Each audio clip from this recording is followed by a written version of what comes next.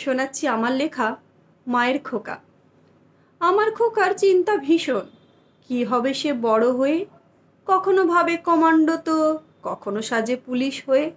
কখনো ভাবে ইঞ্জিনিয়ার, যাবে সে ওই সাগর পাড়ে। কখনো ভাবে ডাক্তার হয়ে করবে সেবা পরের তারে।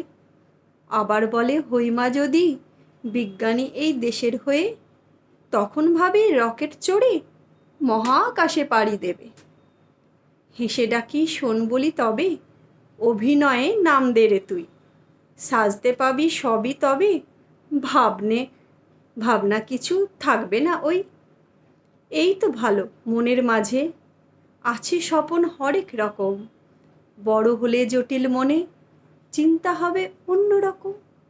আদর করে ডেকে বলি, যাই তুমি হও বড় হয়ে, দিনের শেষে থাকবে তুমি তোমার মায়ের খোকা হয়ে। ধন্যবাদ।